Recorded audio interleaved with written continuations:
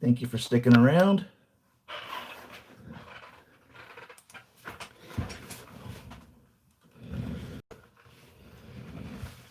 Happy Saturday. Some of y'all it's Saturday morning, some of y'all it's Saturday night. And I am glad to have you with me here on the channel. So we've got, what we're going to do today is Rocket from Endgame. And I have a feeling we'll probably get through him pretty quickly. So I'm also then going to open up the two Fisons that I have, get some measurements on them, and figure out if we want to put them in a figure or not. I'm not sure where we will end up with that. One of you out there were asking about movable eyes and such on the 1/6 scale figures, and I'd replied that there have in the past been some figures that had movable eyes. This is what we're opening up, by the way. MMS 548, Avengers 4 Rocket, Avengers Endgame Rocket, or Rabbit if you're from Asgard. And I wasn't familiar with any of the new ones, if they were still doing the movable eyes. So if any of y'all are familiar with that, that would be welcome news for me, or from any of our other viewers and family members out there.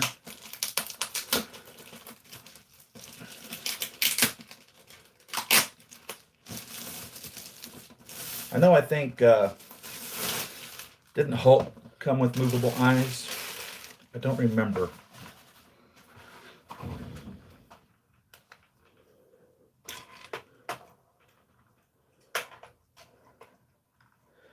Toy Mafia, good morning. Jake, how you doing? Good morning.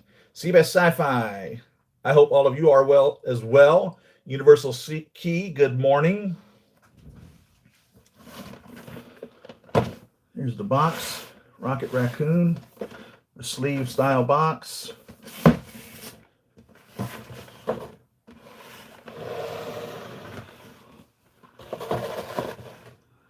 There he is in the shadow box, which is literally what this is, of course.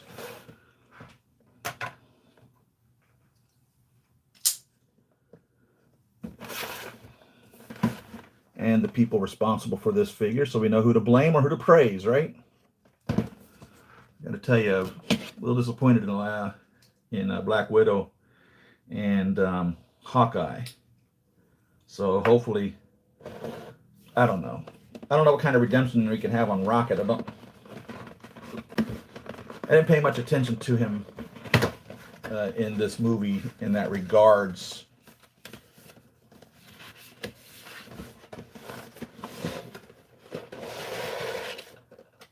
I imagine, and I don't know, there may be some of you out there that really enjoy him.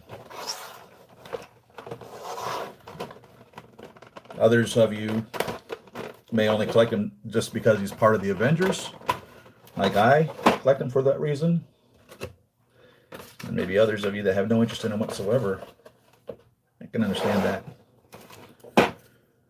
So we get the hexagon face like we've had on the others. Each one has a little bit different display on it, if you will, depending on who the character is. And we have a little small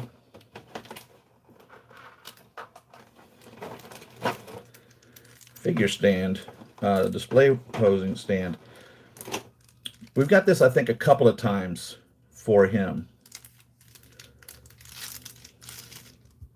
The original Rocket that we got with Groot had an extra piece that screwed into the side of Groot's display stand, so you can put him on his back. And I don't know whether or not you'll be able to do this. I haven't seen it with any of the others that I remember. I don't remember it happening on any of the others, but you know, it's a pretty resounding scene where he's on the shoulders of Iron Patriot, like he was on the shoulders of Groot in Guardians of the Galaxy. So we got a little lobster claw, and it's a tight one too, really tight. And then of course this is the one that comes off, so you could position it on any place up and down this. This appears like it may be thin in one, like I think some of the Spider-Man are this thin. I don't remember. Let me check real quick, because that would make it so that it's the same size, or if it would fit it, you would be able to use a taller posing rod.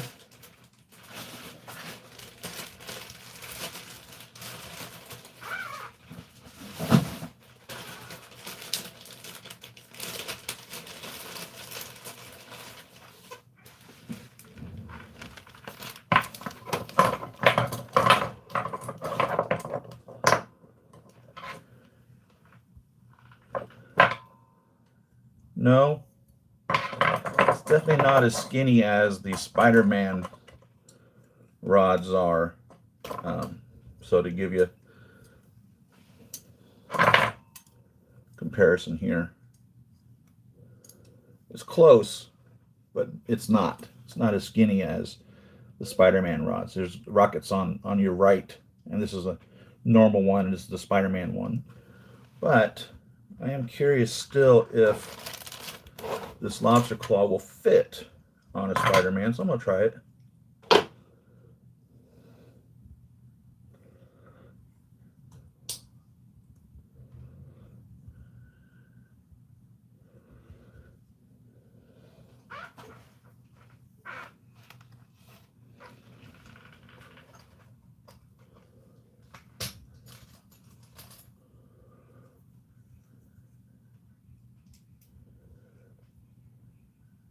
Back the screw out a little bit. It's actually a bolt. It's not a screw. A screw doesn't have a nut that it screws into. A bolt does. Okay. I am able to get it on the very tip of that. So, in a sense, I would imagine then any of these Spider-Man ones, and they all appear to be the same height. Don't know if there's any taller ones on the Spider-Man. The only disadvantage is that the Spider-Man ones have the longer thread compared to the thread on Rocket.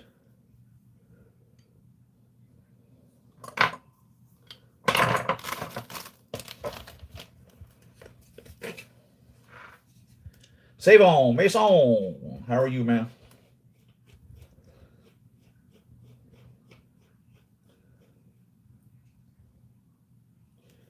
So there it is, screwed in to the piece provided with Rocket. And of course, you know, you would be able to use the Spider-Man piece as well. That would come with this. And I keep saying Spider-Man. It might not be Spider-Man at all that included these, but that's what's on my mind. I might be misleading you, but it's the thinner ones, for that matter. We'll keep this out, and I'm going to keep the rockets out.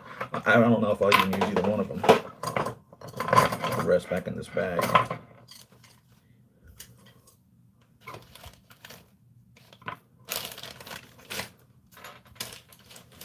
I have them separated by the type of pole that they are. These are all the poles that have the long legs or bolts. You know what? Let me check and see if there's a Spider-Man. And like I said, I'm probably saying that wrong. I'll just keep calling it Spider-Man though. The one with the shorter threads, which is this one. And there is not. Every one of the shorter ones are the thicker poles.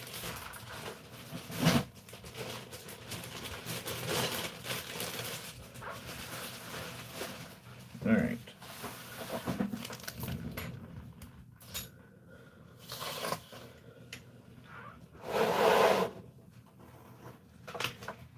And I don't know if you would be able to get that down further. Possibly you might. It's molded, okay? So if you wanted it further down, you may need to, and you're planning on using this, you'd have to, just bore out that hole, get a screwdriver or something. I mean, a drill, and drill out that hole more, or a tap and die, or whatever you want to do to make it bigger. I don't know if I'd continue spreading it. You don't want to break this, so keep that in mind if you want to do that as a permanent fixture. Because if you open it up too much, you might not be able to tighten it down enough to get it back onto the smaller one, should you ever decide to go back to it. So keep that in mind also.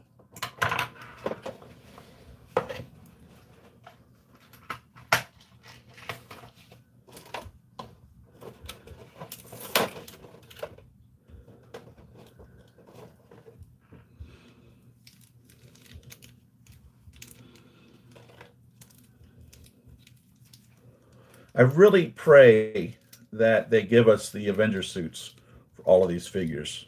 I mean, I really hope that we get the team suit, the time traveling. Well, not really time traveling. I guess it is time traveling, but the what do you call it? The quantum realm suits. The Hot Toys called it the team suit. Well, the only one I think they've actually shown us a War Machine, and they've shown us a Tony, and they've shown us a Captain America. The only one they ever made for order has been the Tony, and it's still for order. And that leads me to believe that maybe they just expect us just to buy a bunch of Tonys for the other figures. But that would only work for Captain America and him and Jeremy Renner's figure, Hawkeye, right? Everyone else would be a different size. Maybe I'm wrong. So here's Rocket.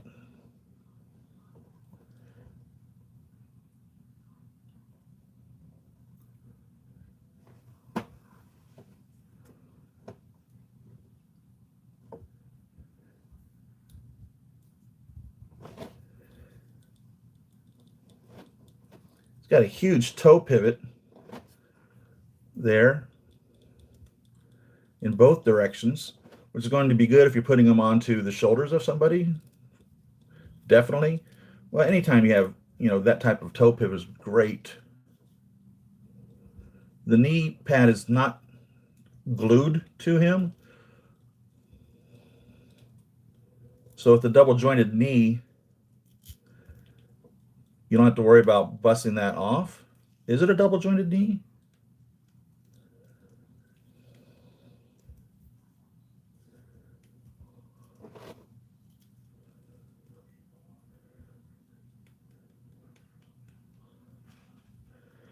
It's kind of confusing me.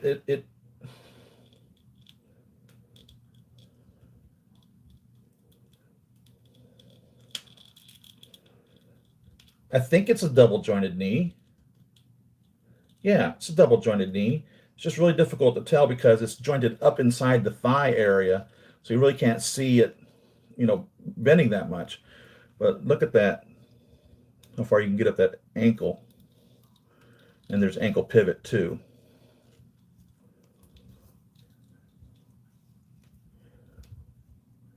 It's a good looking boot in regards to how they did that.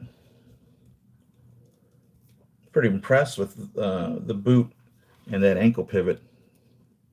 I mean, when you move it around, it still looks like a boot. You don't have like this piece all dangling over it, everything. It doesn't really necessarily belong. They did a good job with that.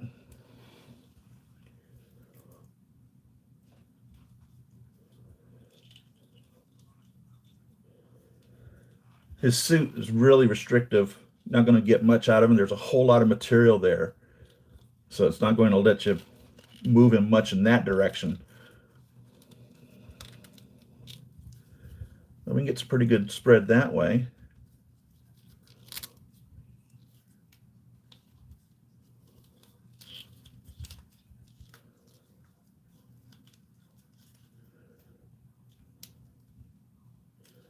Double jointed abdomen. Pretty good pivot.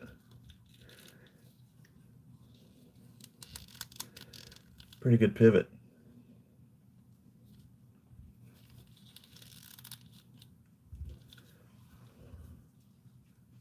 Butterfly shoulder? Yeah, sure is.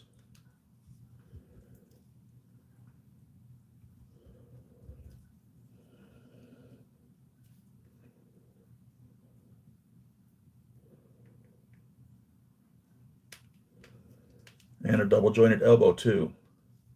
So in regards to really making this, 6-inch figure, how big is he?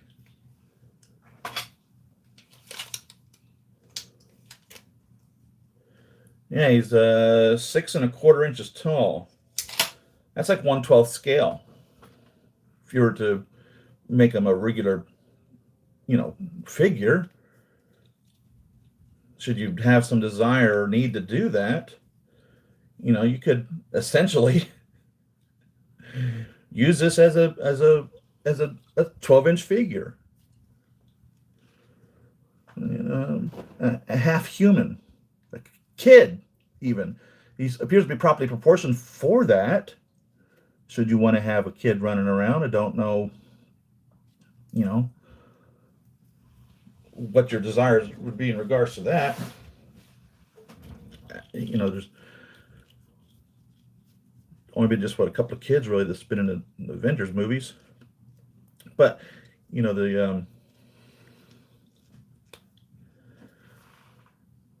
there's the ball joint for the neck, in case you're curious. But there's no, raccoon hands. There's little glove hands, little glove feet.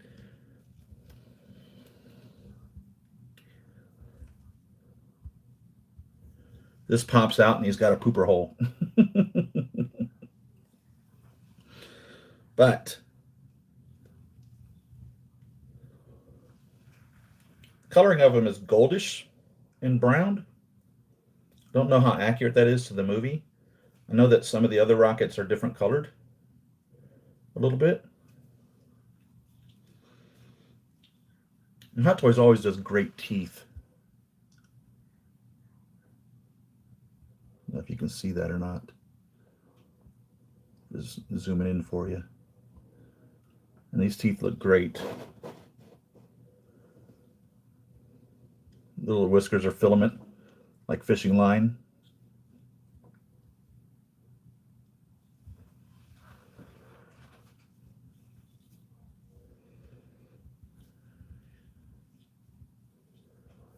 He can be bent around quite well, actually.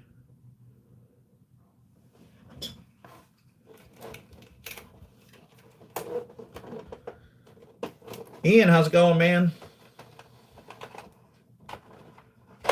Oh, wow. Open Mark 7 over Bones. Whew. I bet that'll look good when that's done. Thomas, how you doing, man? No way. 3-0 is going to be making figures? What scale?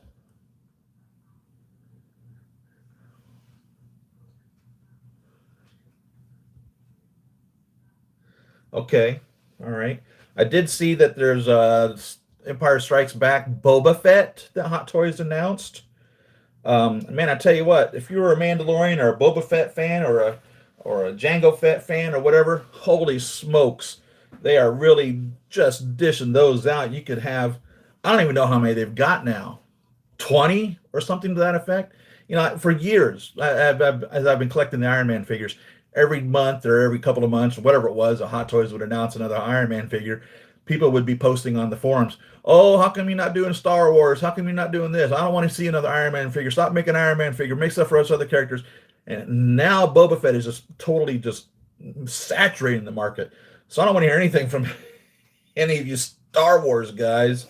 And hey, I'm a Star Wars guy. I just don't have the money and space to collect them, as I surely would. I've always been a Boba Fett fan. We have a non-articulated Tony Stark Infinity Gauntlet.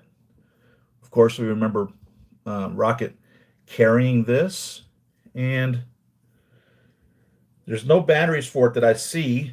No batteries have been included. I think I have a flashlight in here.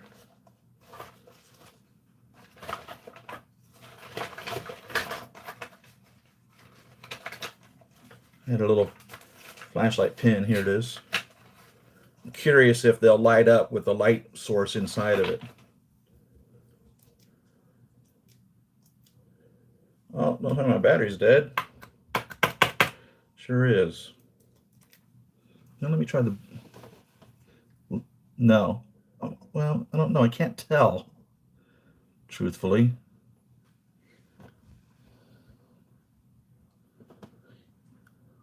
I don't think so. I don't think any light's shining through that.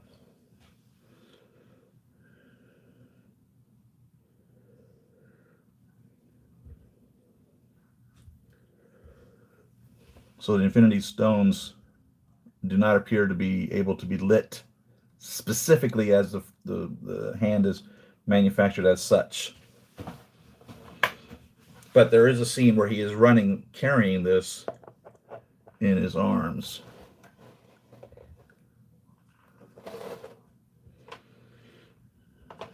And we have two types of rocket scarves. A fixed one and a flexible one.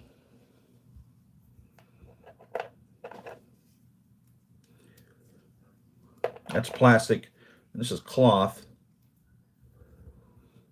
on a wire. So you can pose that as you so desire. That's pretty cool. Give you an option as to how you wish to display his bandana or scarf. So these are the relaxed hands, kind of relaxed like that. This finger kind of out. You know, we kind of relax our hands as such, right? Appears to have 3 additional hands, not sets of hands, just 3 additional hands.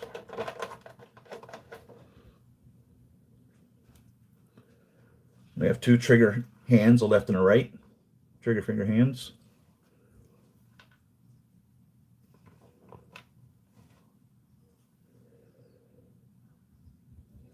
And I don't know, I suppose you could call it a grasping hand, but really it would be the second hand on his firearm, per se. If you were to hold his firearm in his right hand, this would be the one that would be wrapped around the barrel of the weapon, is what this hand is for. And so, speaking of weapons, because Rocket always has weapons, he has literally, and I hope I pull these out of the right spots, a left and a right hand of this. The left one, excuse me, the right one is one that's on his right side of this display case. If you're looking at it from the top, has this here. So if this is in his right hand, that would be on the inside of his body. The left one is opposite that. And I'm calling that only because that's how they were put into the Hot Toys case. Okay?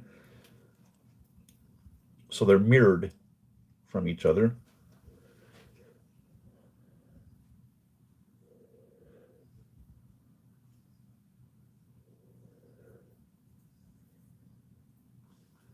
And that's pretty cool. He's always got cool little weapons, doesn't he? So, of course, I would say reference the movie in regards to whether or not it's truly the right or left hand.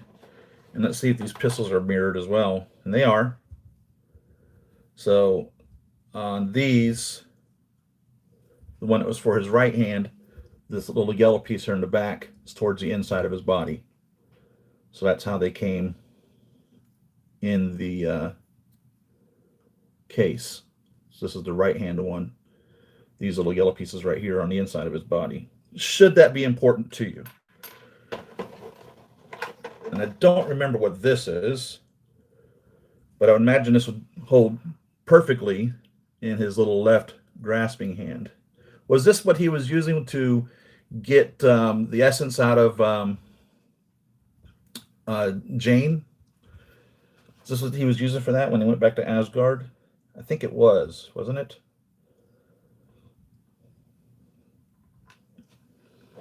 With drunk Thor. We have two goggles here.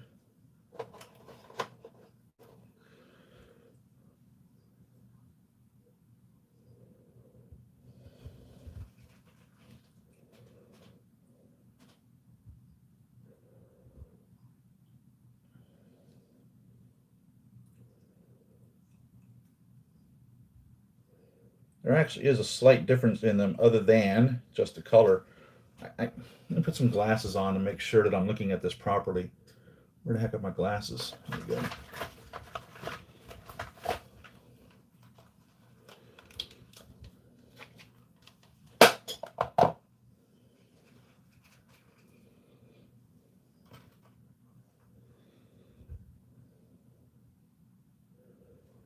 They're both magnetic, so they would attach to his face via a magnet.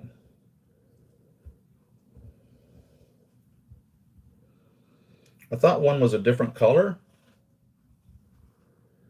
but they definitely appear to be the same color, but they are two different shaped um, glasses. So they're similar, but definitely differently shaped.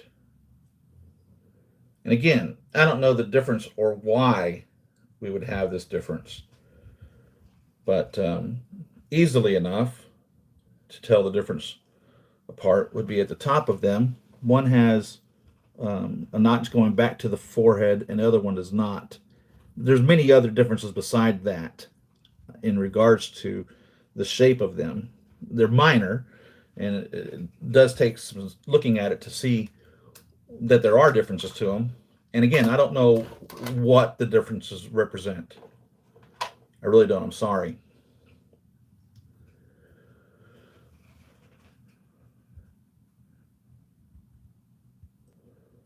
See how easily they go onto his forehead here.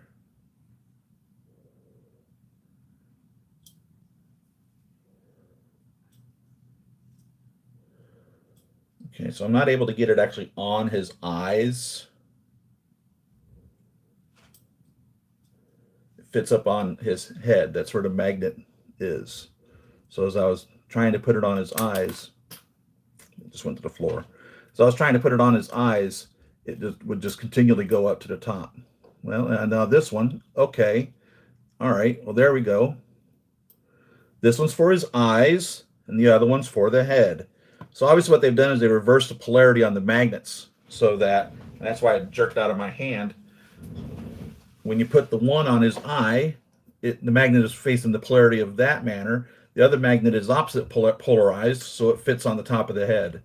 So there you go. That's the reason for the two different style of lenses. Not because they're differently styled, but because of where you put them on the head.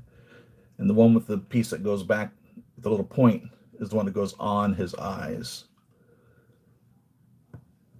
Now imagine all that is explained in the instruction manual, which I just dug right into it without reading the instruction manual.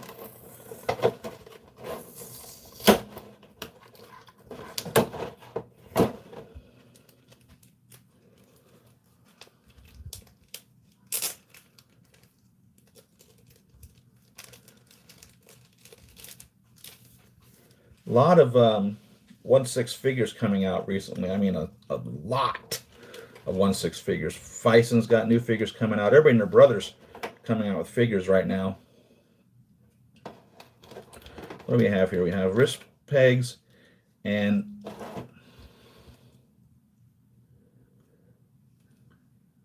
so we get two little wrist pegs, and we get this. Could this possibly be his foot?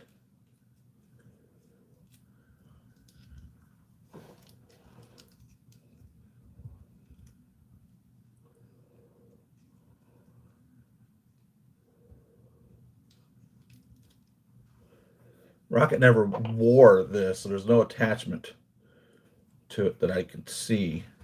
I wish I had a light in here. I don't remember him ever sticking his hand inside of it.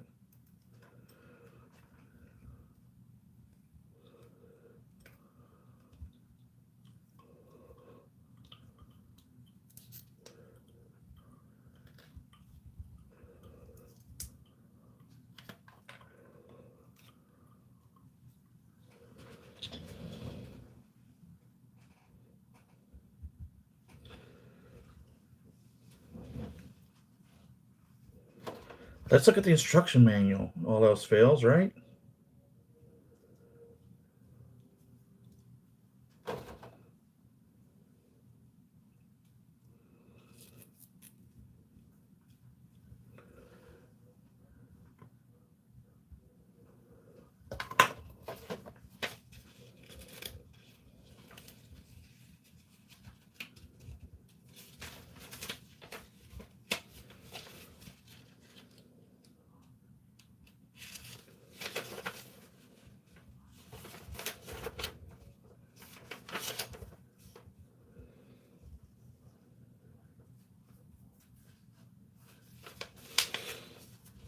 So the first page talks about how you can remove his head and put the different scarves on there, and how the one scarf is controlled with a wire to be able to pose it. The next page talks about the different magnets on the glasses, the goggles, that go over his face or on his head.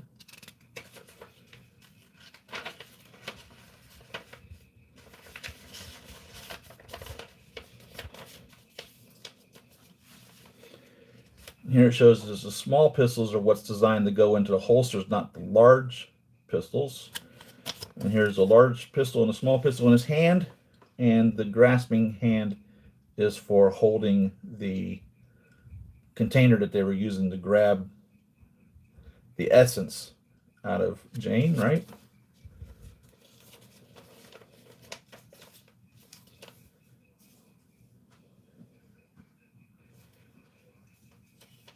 And this talks about his mobility. It shows that he has a disjointable hip to make the legs longer to be able to bend him over and put him into better poses. So that's good to know. And the last page says, don't pluck out his little whiskers. Don't mess with the little shoulder pad armor there. Don't take it off. And it says, don't take off the boots from the knees either. So those are cautions in regards to owning your figure.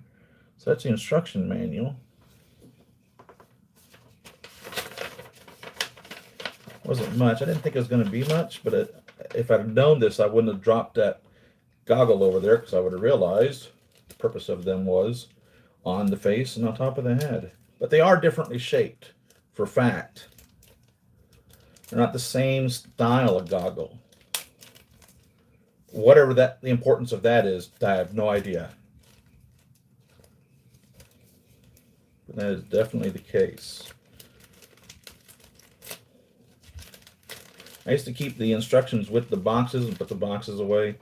But a couple years back, I started putting all the instructions into a folder, because I would have to try to figure out how to take the batteries out of a figure, or how to change an accessory out or something, and I couldn't figure it out. And I certainly wasn't going to go dig through 250 boxes to try to find the box with the instructions when I could just go through a folder here and get them out of there. So now they all go into that folder.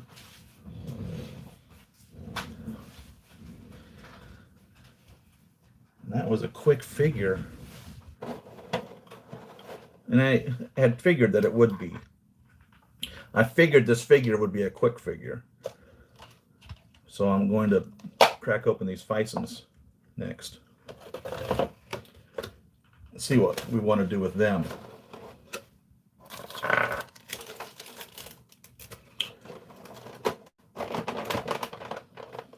Talked about them a week or two ago.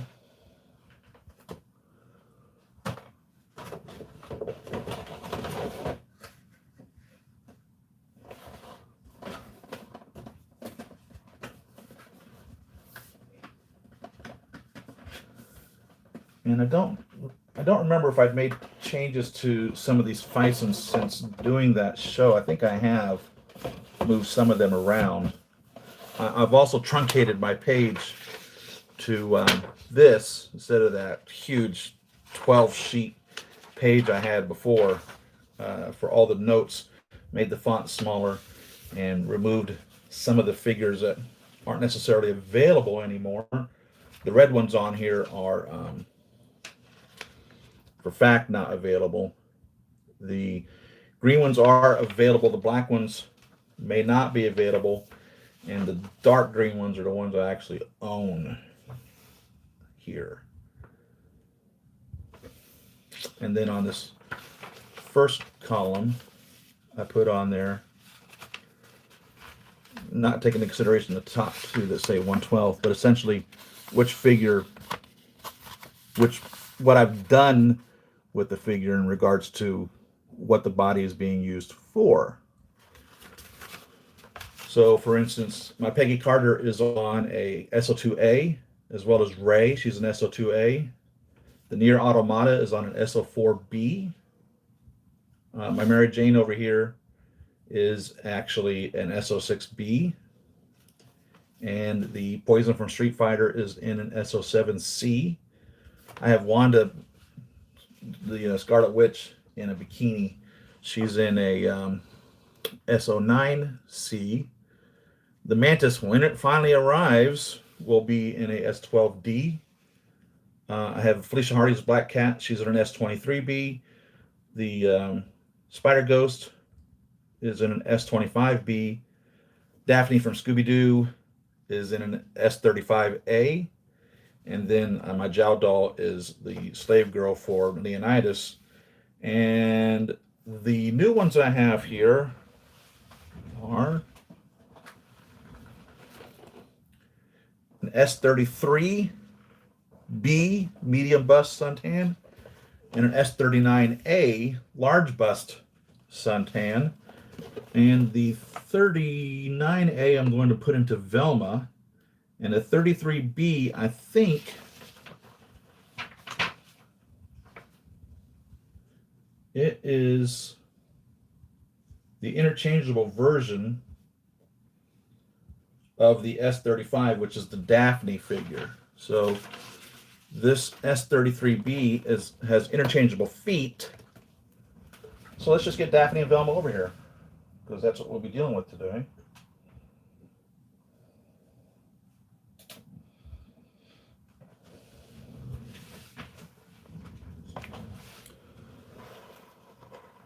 So I don't remember who made these outfits, which company made these outfits. But, of course, if you're Scooby-Doo, if you know anything about who Scooby-Doo is, it's Daphne and Velma. And this figure is this exact same figure here, only with interchangeable feet. So Daphne is in a seamless foot. So the S33B and the S35A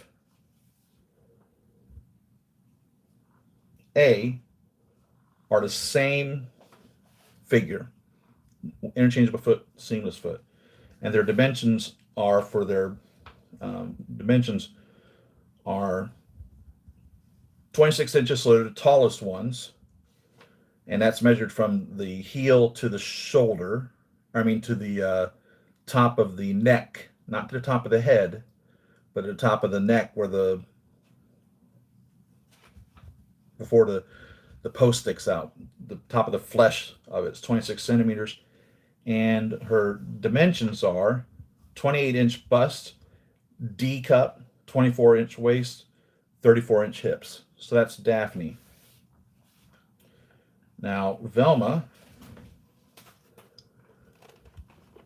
So I'll go ahead and take this out. This is the Daphne with interchangeable feet.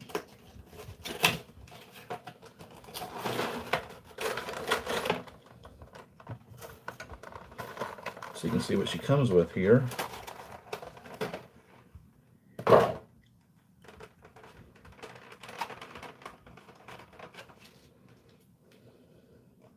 A little more pronounced female parts. The nipples are there as well. And so you have two pairs of feet, a flat foot and a heeled foot for putting her in heels. And then we have a, I suppose you would call it a trigger finger, or maybe a pointing finger for her hand. And then two sword wielding or holding hands in that regards, pistol grips or whatever, two of those, and then another one which is really more of a pistol grip. So just the first one's wrapped around the trigger, where the other hand on the left hand is more of a pointy finger. So that's what comes with her. And you can see, even though she's a D size cup, I wouldn't really call her that a D. I would call that probably a B or a C. I probably need to go back and re-examine my opinion, because I measured them specifically, scientifically, in regards to how they should be based off of the millimeter differences in regards to the bust and the ampleness of the breast to determine whether they're A, B, C, D, etc. But obviously, looking at these, I wouldn't call that a D cup at all. I would say that's probably a good solid C in that regards. So I'm going to update you on that. I'll go back through all of these and have a look at them and give a little more objective opinion in regards to what I think the cup size really is, the ampleness of the bosoms, because that's important to know, because some of your characters are buxomed and some of them are obviously not. And it's fantasy scales for real. It's not like this is reality. Barbie doll has been not really chastised, but been brought to the attention for years that she's not properly scaled.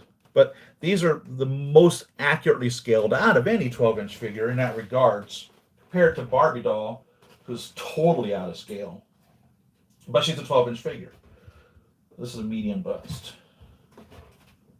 So now, what Velma is currently was, I bought the, and I don't know if I'm saying her name right, the Daenerys from Game of Thrones figure, and that's what I have the Velma body on. And specifically, her knees are showing, and it just bothers me whenever you have a figure that has these types of joints visible, that I think they should be seamless in that manner. It just brings a little more realism to it, to the whole thing in that regards. I feel the same way with elbows, like Thor. I really appreciate a seamless Thor. I mean, there's a time for there not to be a seamless, and I think there's a time for there to be a seamless. And I really appreciate them seamless if we have that exposed body part. So this one is S39A. And let me look at my notes, see if there's any comparative figure to that first off. Doesn't appear to be. It's a shorter figure, and it's the big feet figure class. So it belongs to the same class as the other big feet figure is the S29B. So the S39A and S29B are both big feet, and they're both interchangeable feet.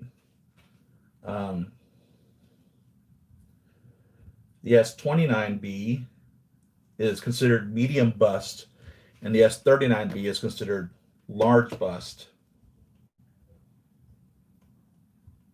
They claim realistic body portions in a bigger size that is plumper and more curvaceous, more realistic proportions.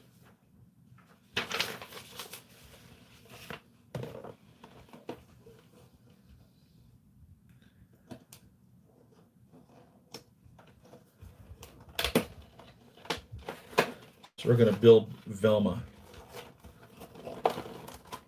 out of this. So now this one comes with a bikini, a cloth bikini. One of the figures came with a plastic. I say plastic loosely. I don't think it was really plastic. It's kind of like a rubber band material. More like a plastic rubber. that could be put on and off the figure, and I put it onto a different figure, and it totally just busted up, and it literally just fell apart. So it's really neat, but I wouldn't put it on any other figure than the figure that it comes with. Should you get one of those Fisons that comes with that bikini.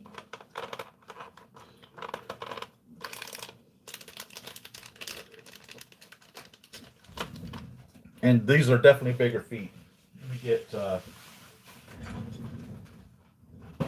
Fisons over here to show you the difference in feet size.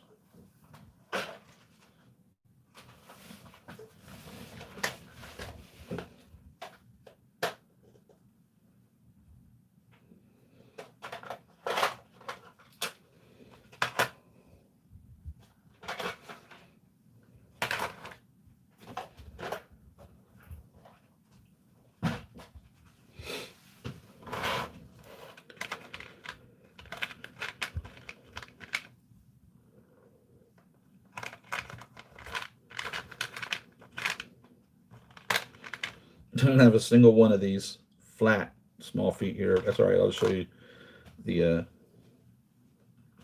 heel feet.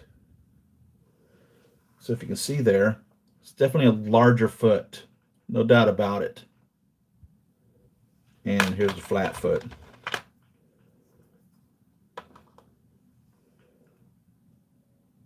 It's definitely a larger foot. Now it's not a manly foot.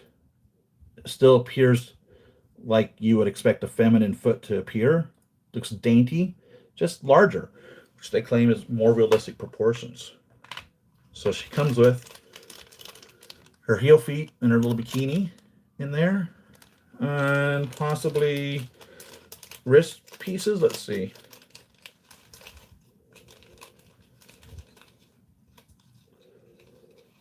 No, just a bikini. So you have a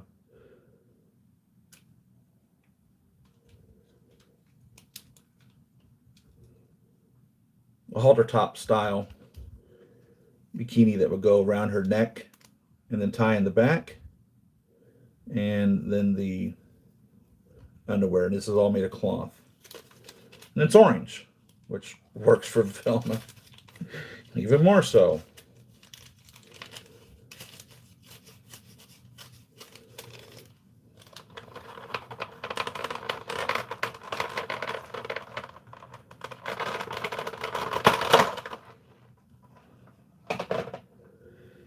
And let's see, what hands do we have? So a pair of relaxed hands on her, a pair of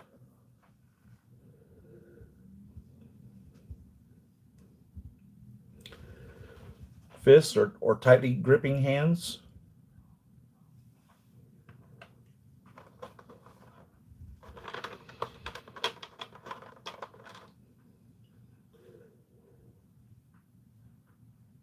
And then a pair of trigger finger hands with not as much of a straight finger as with the other Fison we're just looking at, but you can see the left hand is not as triggered or pulled in as much as the right hand is. They've lowered the nipples down on the breasts, so they're not, necessarily up. The breasts definitely have some weight to them. As you can see, it's coming down. So this would, for fact, be like a D or possibly even a double D in regards to the weight of the breast. The nipple is not straight pointing out at you, and it's actually down. Very natural appearance, and the private parts are very minimal, just a small little slit compared to the very defined open one. The legs are definitely meatier coming down there, even with a thick knee. So she does appear very womanly and plump. And again, properly proportioned. Looking at her, she appears to be properly proportioned in regards to things.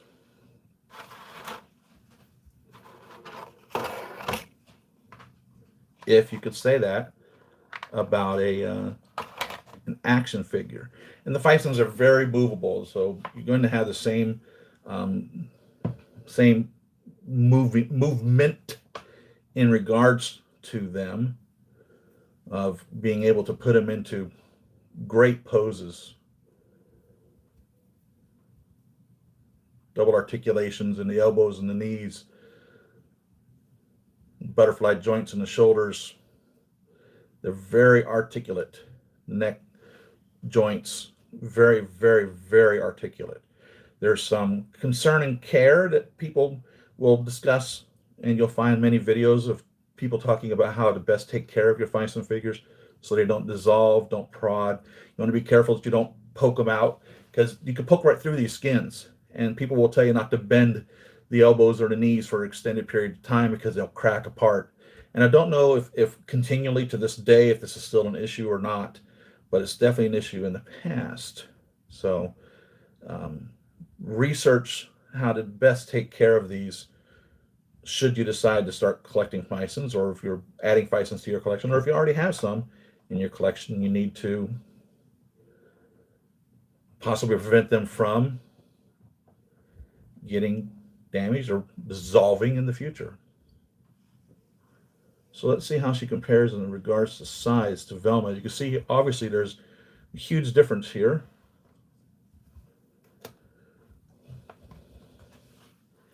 And I think we're going to be pretty pleased in regards to how well that's going to work for her as being a Velma figure. What I don't know, what I've used when you bought this Velma, she came with high heels, and I just snatched those clean right off and tried to customize the bottom of this foot to turn it into a flat foot, because Velma wore Mary Jane's. She didn't wear high heels. Daphne wore high heels. So I don't know whether or not these Mary Janes or these shoes that are customized from being high heels into these will work well with this larger foot. And if it doesn't, I might be able to put the standard size foot on it. We'll find out in a quick moment here how that will play out.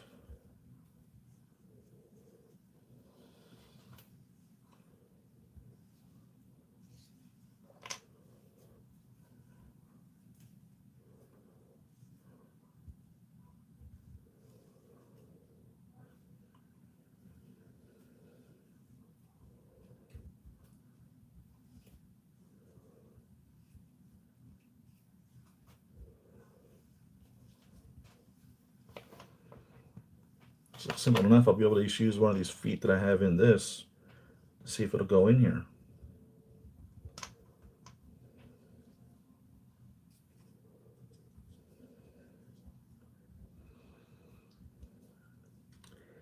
And I'm going to say no. That's not going to work.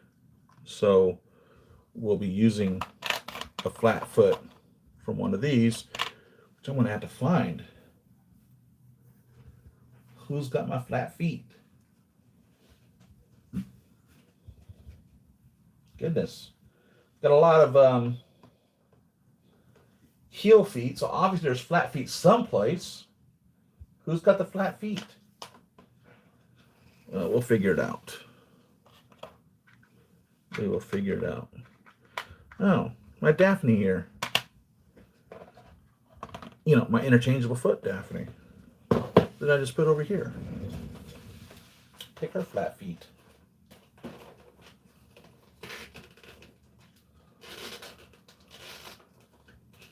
I actually don't keep, all these figures down here.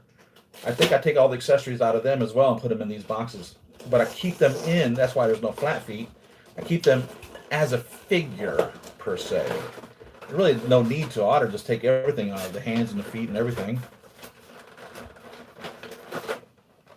So that's where all the flat feet are. In all these boxes.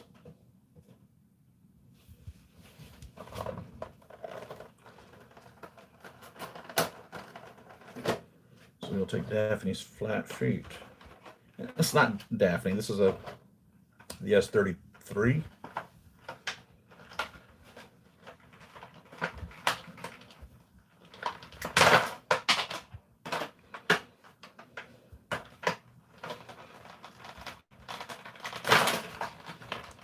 There are also figures that have smaller hands. I can tell you which one that is, but that's a relatively new feature as well. That was not something that we had on them before. So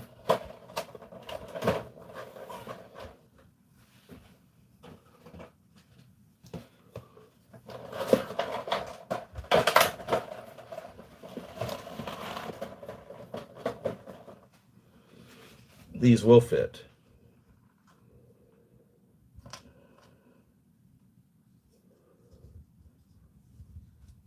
There you go. Slide right in.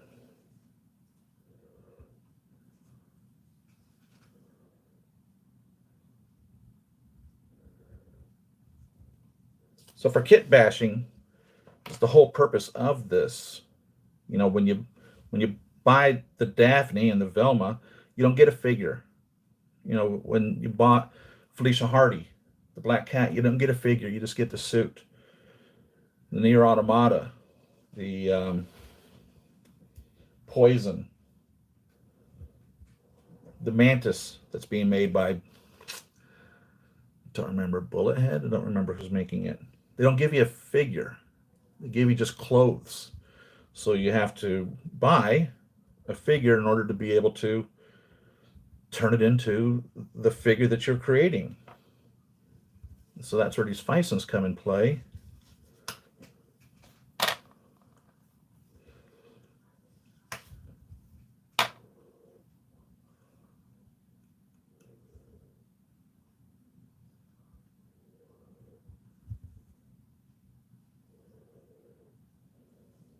So now we'll have a better looking Velma. Velma was a full figured girl as well. She wasn't skinny as Daphne was. She was normally shaped.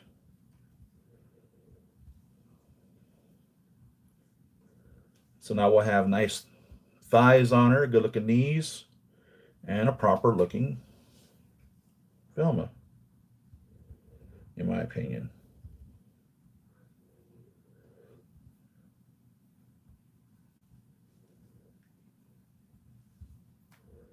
And I guess that kind of becomes, the question: were you a Daphne guy or were you a Velma guy? Which one did you find attractive? Were you a Fred guy or were you a Shaggy guy? Or were you a Scooby guy?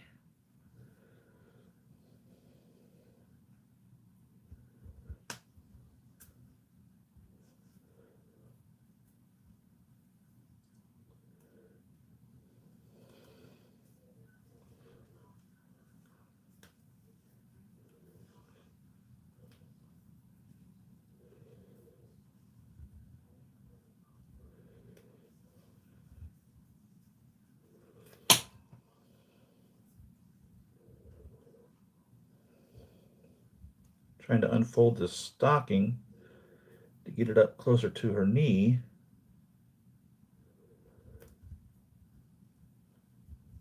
It's all folded over on itself. Should be able to get it out.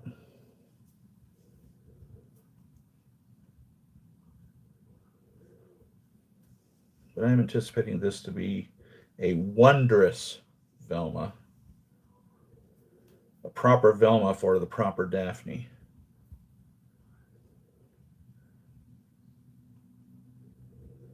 My wife's like, who's Velma and Daphne? She didn't watch Scooby-Doo Mysteries.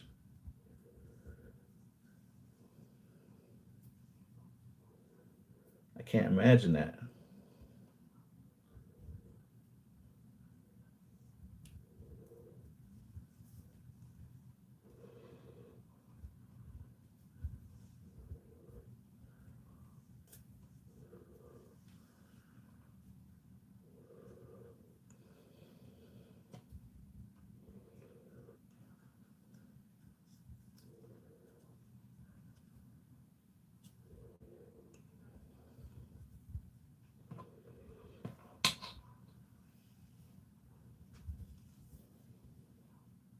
Slip the foot in here, put it at the bottom of the sock.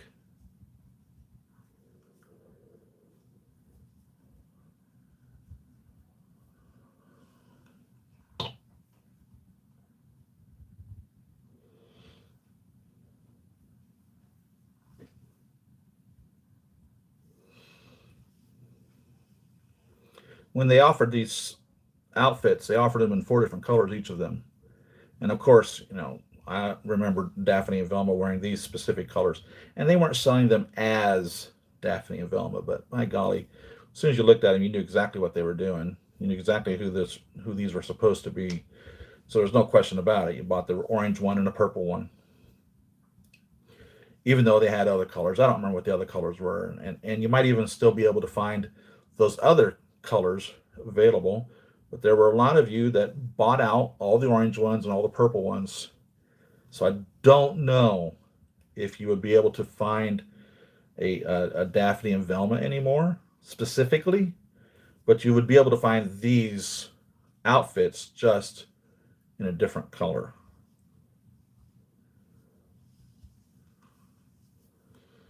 So you might be able to find somebody who would be selling these that they had purchased, but I don't think the orange and purple are available brand new anymore in that regards. And I'm really loving the fullness of her, again, the fullness of her legs and her knees. She just looks proper. She looks more, lifelike in that regards.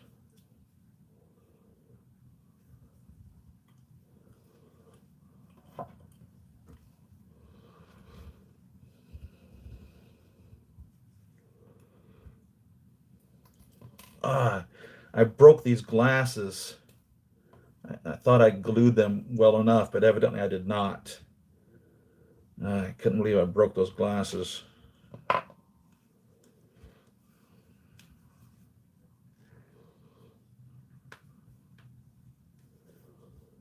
And it appears that I got a little glue on Velma's skirt while gluing the glasses together. Gosh darn it.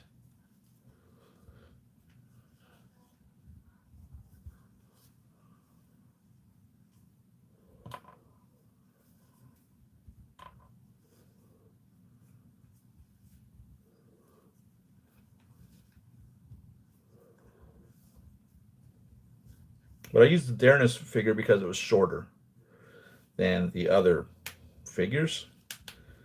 It's not a very high quality figure. I don't remember who it was that made it, but the little wrist pieces broke apart, and um, it just wasn't a very good quality figure. It does have seamless elbows.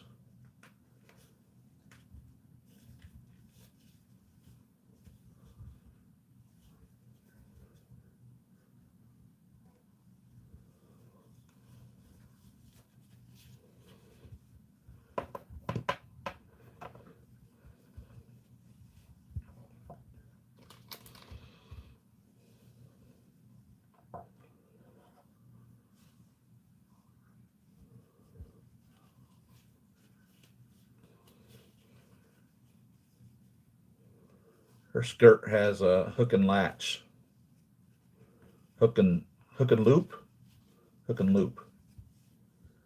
Hopefully, we'll get it over her hips. It's a little tight. This could not be good if this don't fit. Don't want to rip this skirt.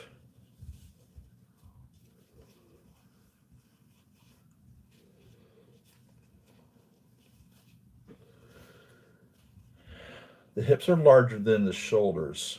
I'm going to try to come down over the top.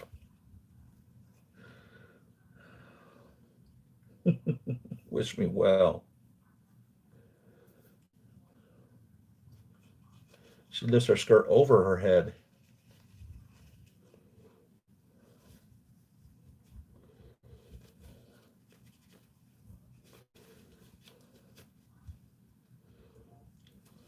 Okay. Got it past the shoulders here. And got it past her breasts. So that skirt went over her top.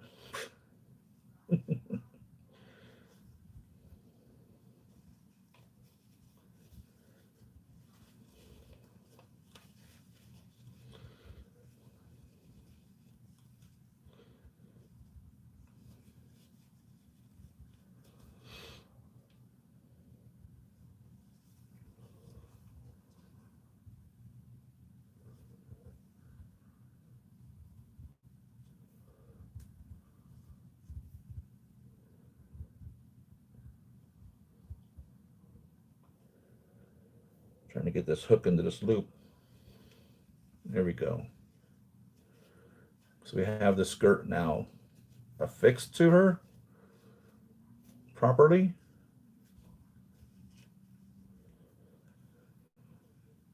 Fits right at her belly button.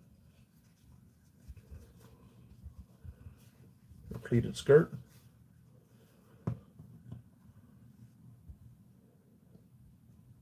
Stands well on her own, which is normally an advantage of the interchangeable feet over the seamless feet. The seamless figures don't normally stand on their own well.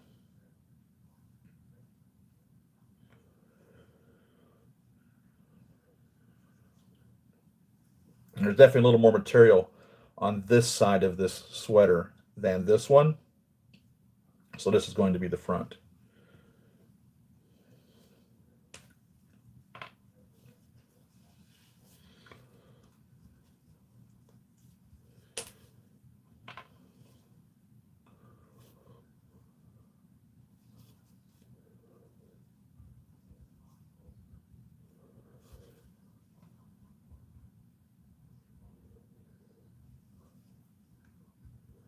And here in a few minutes, I will have a proper Daphne finally in the collection. Thank you, Fison, for making this new properly proportioned or realistically proportioned figure.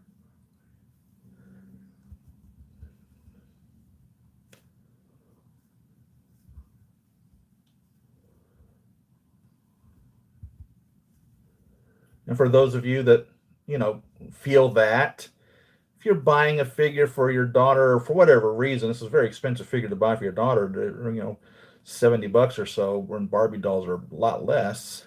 If you feel that, you weren't giving your daughter a realistic figure to live up to, you know what I mean? These are definitely a lot more realistic than the others. They're a higher quality figure than a Barbie doll. Just throwing that out there. There's a lot of you that have, I'm sure, opinions in that regards.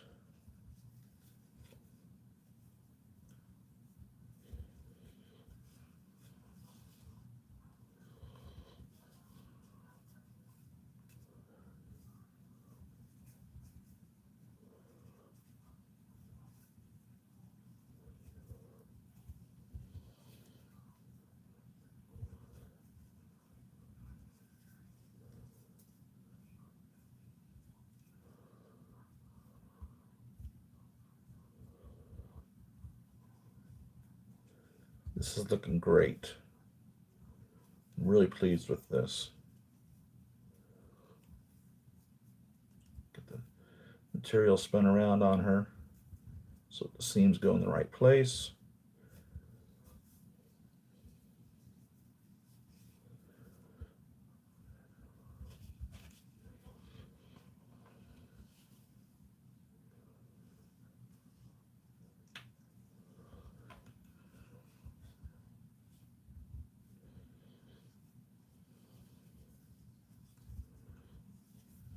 Turtleneck sweater, get the collar positioned better.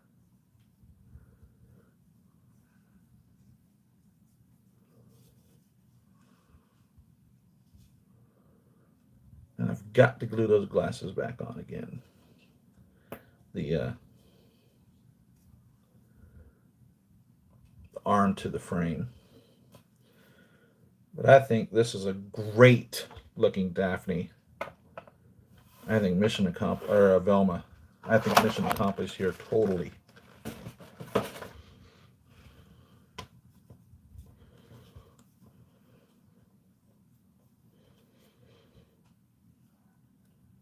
wish I had some better Mary Janes than taking the heels off of those heels. I was never really pleased with how they turned out. They work, okay, but just not necessarily what I really wanted them to look like. But this really looks like Velma, as far as I'm concerned. This is mission accomplished.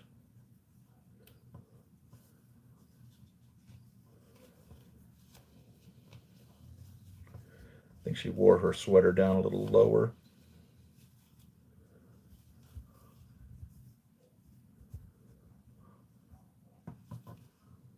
I'll put the glasses on with the one arm. You really need her glasses to complete the Velma.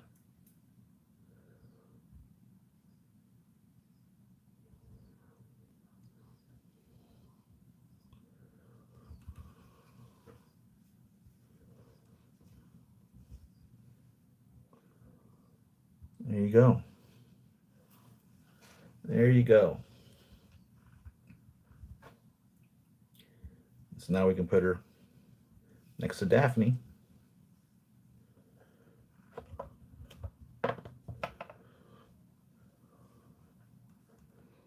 Need to raise that up a bit. So actually, I'm going to do here is turn these two around, because I have Daphne attached to her thighs.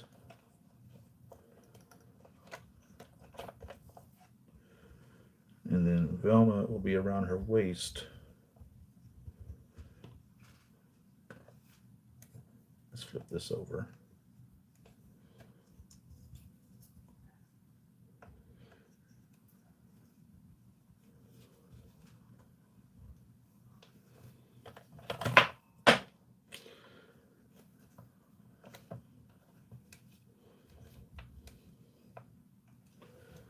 Probably could put that under the sweater.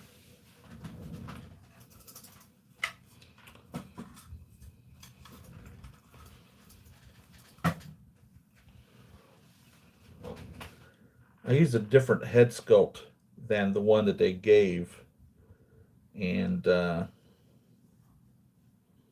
used the hair that they provided, but a different head sculpt.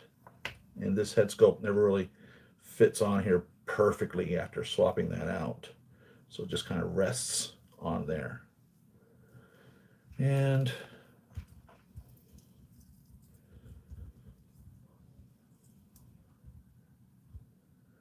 need some time to put these shoes back on her also. You know what? Need to really swap this around also. Can't get to that thumb hatch. There we go.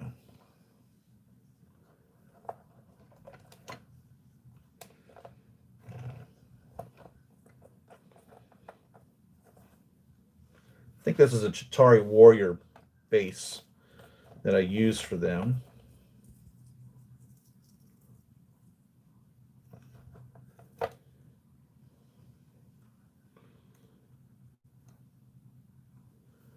I have to definitely spend some time on these figures, getting them the way that I want them again.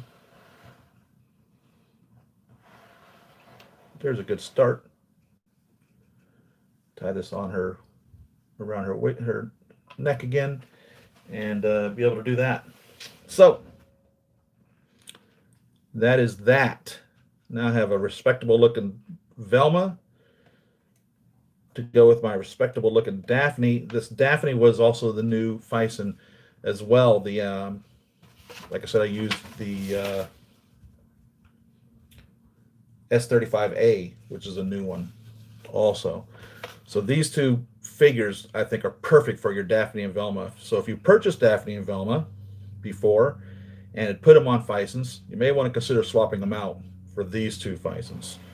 My personal opinion.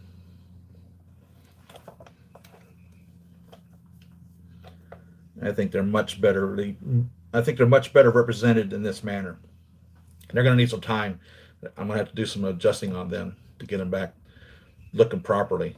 Fixing her little eyeglasses, getting the hair right, putting this back on her, and getting them posed properly in here. But that's that. A little over an hour. Robert, how's it going, man? They need a Scooby, a Shaggy, and a Fred, for fact. They sure do. Should have them kiss, right? Every guy's fantasy. You know how that works?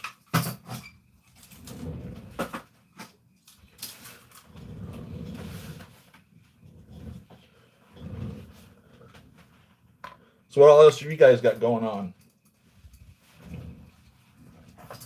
I've got my Venom pool on the way.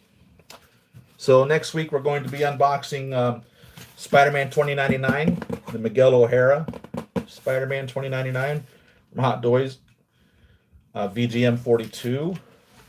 The week after that, we will be unboxing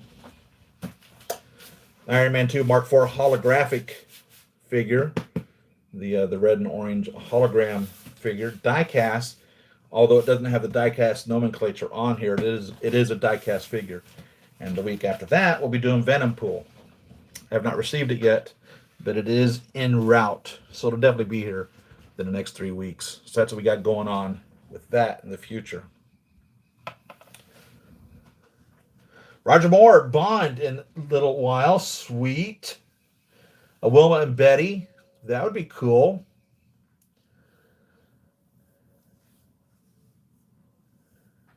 Which DID figure?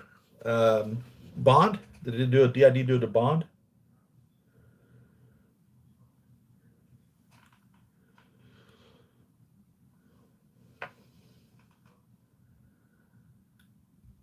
Cobra Commander. Nice. They made a lot of Cobra figures, haven't they, in the past? I think there's a couple of ninjas that are out now, aren't there?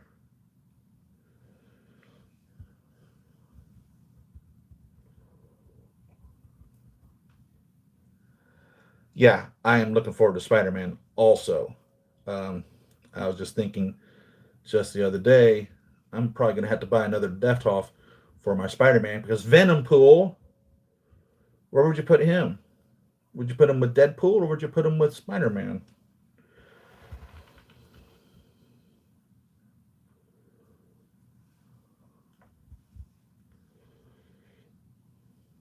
But definitely these are filled up.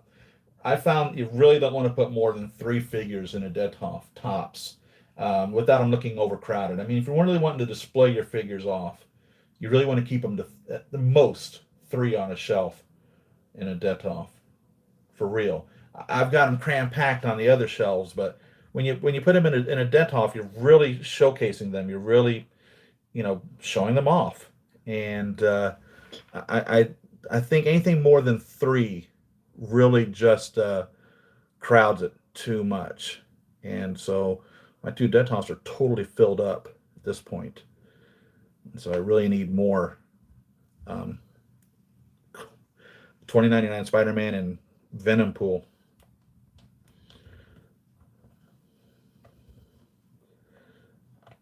I can't even put all my Deadpools on their shelf anymore. The Deadpool shelf is full, and I've got Cable and Deadpool and Juggernaut over here outside the Deadpool case.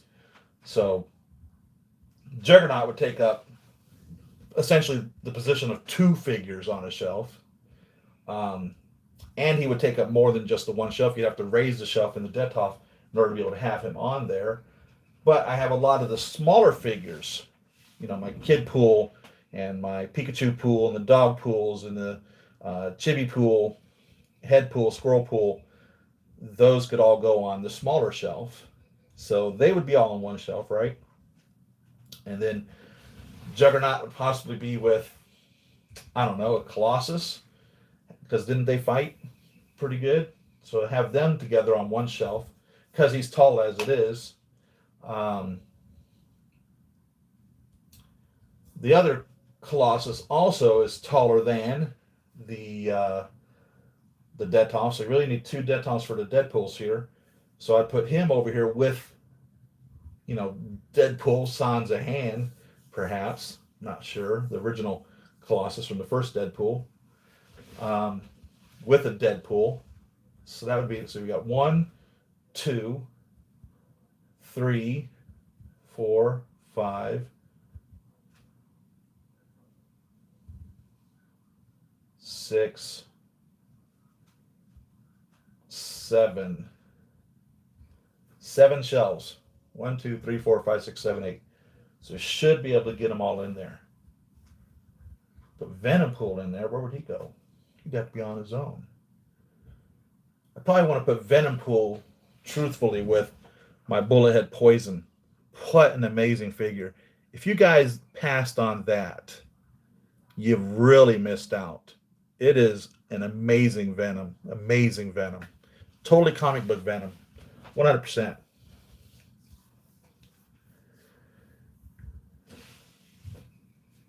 Sideshow bodies kind of suck. I had her, yeah, I had her three Spideys: Tom, Toby, and the other guy, Andrew Garfield. I wonder if they'll have updated Spidey costumes. I hope that they do, because in the PlayStation game we got the Sam Raimi figure of Spider-Man, and I don't remember if there was a Andrew Garfield Spider-Man in there or not. But I hope they do, because I've seen a lot of those old Spider-Man suits for sale, and they're not holding up well. The old ones aren't. So it's really scary to, people are asking $200-300 or so for these Spider-Men or more, and I'm really scared to death on what condition the suits could be in from the time that they've been out. Two JJs? Is that what you say on there, Robert? Green Goblin might pop up too from the the first movies, the Tobey Maguire Green Goblins. My TV for the PS5. Hope no villains drop in the next few months. Right? What would they be? What villains are we missing? I'd like to see the Black Order. That's what I'd like to see, really. Oh, the Doc Ock. Oh, man. I wish I could. Golly. I wish I had the money to get the Doc Ock figure that made by a third-party manufacturer. I forget who it was, but it looks really good. Oh my God, he looks good.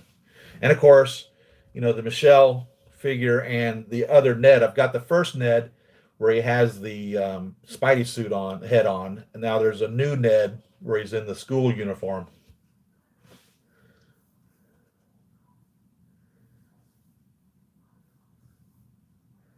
You think Daphne and Velma need stockings? They have stockings.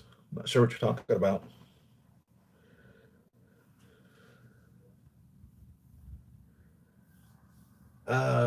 Definitely had purple stockings, if I remember correctly. Um, you may be right. I don't remember myself. You may be right, though. I don't remember. Whiplash Mark 1, using all of my reward codes that I have collected from the last Spooktacular to now. So I'll be getting it just for the shipping of $20. Good job, Save All Maison. The Toby suit in the movie because it looked like a Predator net. Yeah, I had some problems with that as well originally back then. I wasn't a big fan of the Toby suit either. I enjoyed, that was probably my biggest complaint about the Toby Spider-Man and their creation of it. One was that the web came out of him. It wasn't a shooter he had to build, but he was actually producing the web. And I had a problem with that, and I didn't much care for the suit. So those were my big complaints in regards to the Toby Spider-Man. When the movie first came out 20 years ago, or however long ago it was that it came out, I think it was 20 years ago. But it was the first time we got to see a real, believable Spider-Man swinging through New York. You know what I mean? We're up here watching him on the big screen, and it was a live action, more or less, swinging Spider-Man, believably back then. I mean, technology has changed a heck of a lot in the creation of these movies since then, but it was the first time there was like a believable Spider-Man swinging, and I enjoyed that.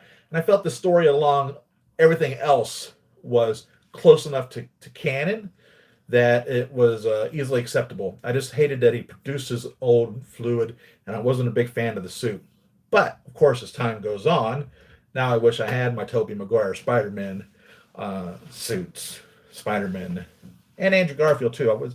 I didn't really connect with Andrew Garfield Spider-Man as well either, because then at that point I was a little more connected to the Toby suit, the Tobey Maguire Spider-Man, and Andrew was just really, I think, was a far stretch. And I certainly didn't care for the Venom that they made in that first, Spider-Man 3. Really was not Venom-y enough, Venom was an Olympic weight. Eddie Brock was an Olympic weightlifter in the comics, so he would be just a big Arnold Schwarzenegger style of guy. So and I forget the name. Was it Topher Grace? Is that who it was that played Venom in Spider-Man 3? Just a normal looking guy, just a regularly built person. And even when they turned him into Venom, he just didn't bulk out into being the Venom that we finally got with the Venom movie that came out a year or so ago. So I was pleased with that. And I had a problem with that Venom movie because it didn't have the Spider-Man spider emblem on him. Whereas, if I remember correctly, when they went to Venom's planet, they all had those spider emblems on them, didn't they? Because there's kind of like they created a Venom storyline, and it was that he essentially was essentially from Secret Wars. It was a suit, a replacement suit for having a battered, damaged suit, and we really weren't under the impression that it was a symbiote at first. It was just he put his hand in the machine, a black blob came on, and boom, he gets a black suit. And it was in the black suit for a while, and then we learned that the suit was a symbiote. And so, of course, the white spider was because of the Spider-Man. It was kind of what we made understanding from. And then someplace along the line, we went to like a Venom planet, and there was like other Venom symbiotes on there that had the Spider-Man emblems on them, if I remember correctly. And of course, then they harvested seeds or spawns from the Venom symbiote there in San Francisco in the comics, and they made another 6, I think, Venom symbiotes. And of course, Cletus Cassidy with his Carnage, and but then we get like a backward story, and we find out that truthfully, Deadpool was there in the Secret Wars, even though he wasn't. He was in this backstory, and Deadpool had gone to the machine and encountered the Venom symbiote, and that is why Venom became as crazy as he was, because he was part of symbiotically connected to Deadpool, and somehow that disappeared. So now that's kind of now the new canon thing, that Deadpool first encountered the symbiote before Peter Parker did, and that's why the symbiote was a little crazy, and that was kind of also with a thing in regards to the new Venom movie, because there's no connection to Peter Parker, but they did say that he was fired from the newspaper, and that he was, from my understanding, I don't remember if he made necessarily a direct reference to Peter, but Peter kind of was the reason that he got fired from the newspaper, because he was, I think, Eddie was like setting up false pictures or something like that to sell to the Daily Planet in the comics. That's how he lost his job. So of course Eddie blamed Peter for that, and the symbiote was hating Peter because he'd separated from him, and then the two of them had their hatred for Peter Parker or Spider-Man, and then that's how they became We Are Venom, more or less. And we kind of didn't get that in this new Venom story, the hatred towards Peter Parker, and or even the Venom symbiote even knowing Peter Parker. So I don't know if they're going to go backwards in regards to that and give us that connection, or how we're going with that. So I hope that they do some type of an explanation with that also in the new stories that they're making, and keeping it all true and faithful to how it should be. So that's my long and short story for that.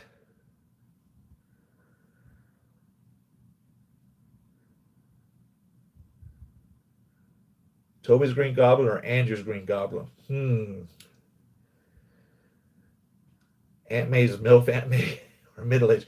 I tell you, I really was kind of shocked when they made Aunt May a MILF. I didn't think that was going to work, but I'm pleased with it now. Because I'll say like this: when I was growing up, my grandparents looked old. You know what I mean? My mom and dad looked old, even though they were only in their 60s. They looked like they were in their 80s by today's standards. Okay, talk about the white hair and the whole 9 yards, and these are 60-year-old people.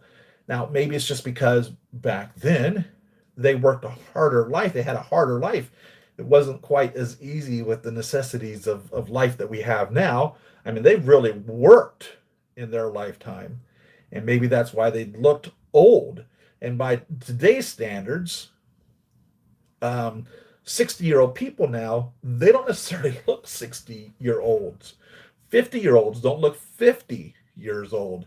So it would not be outside of the realization or the believability that she could still be the same age as Aunt May was without having to appear so old. You know, when Spider-Man was created in the 60s, again, same thing. My grandparents looked like they were that old.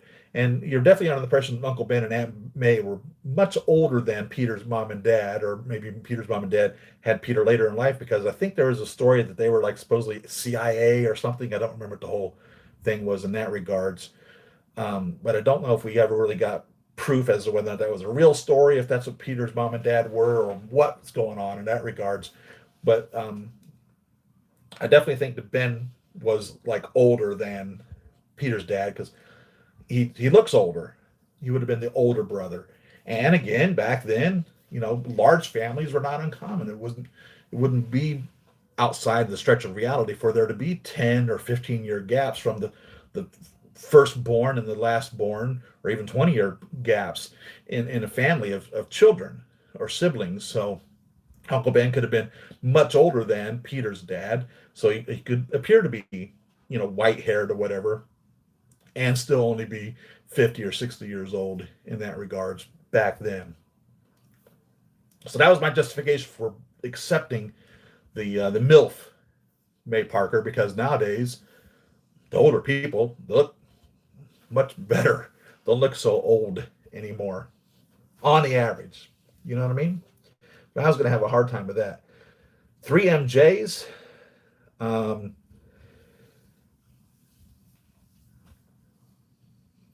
I still have a hard time calling Michelle MJ. I will not accept her. I'm not going to accept her as MJ.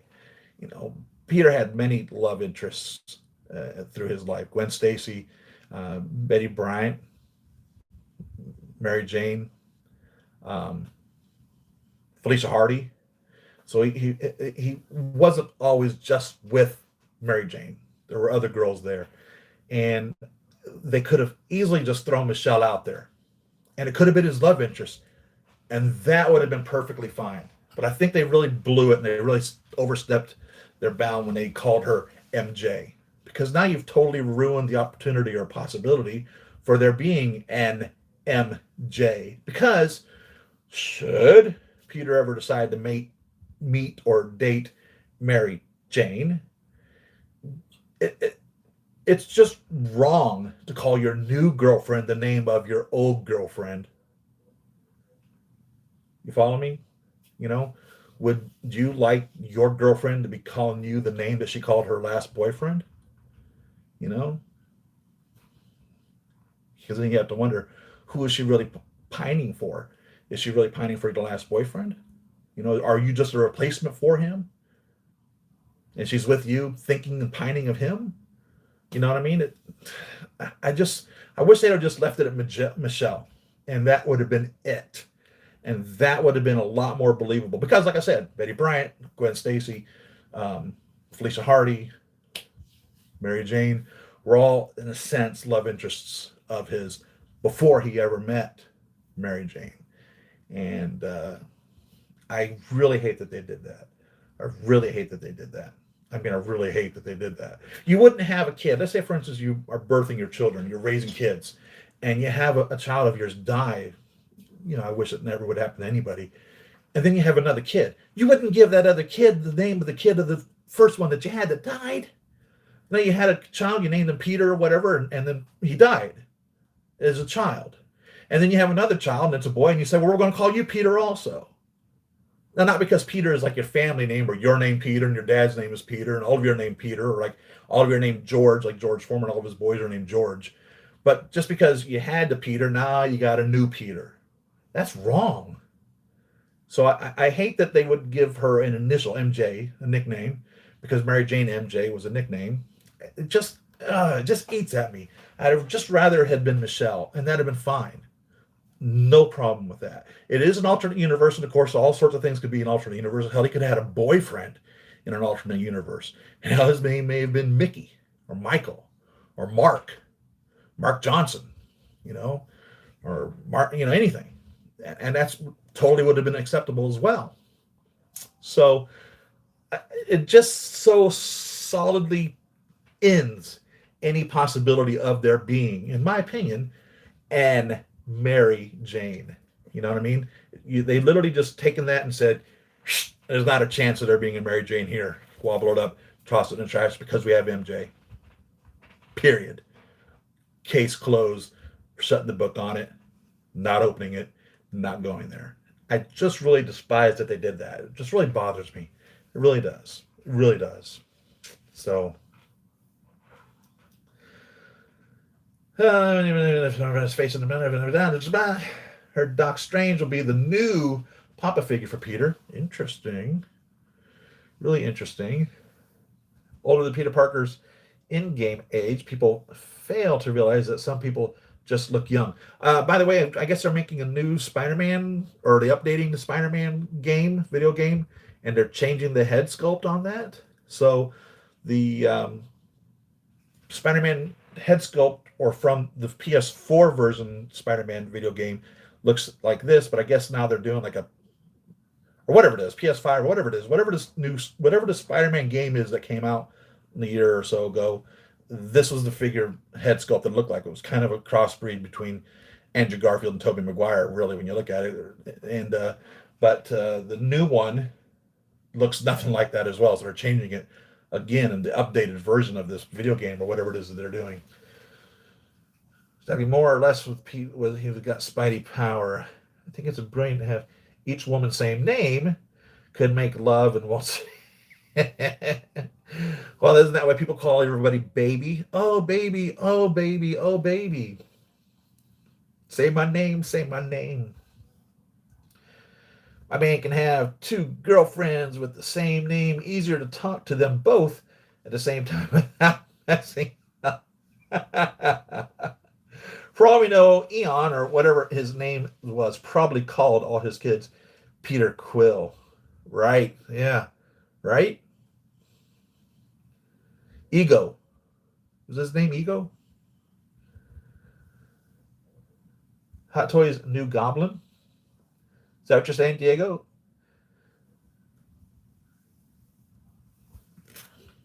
Is that what the question is? Is Hot Toys doing a new Goblin?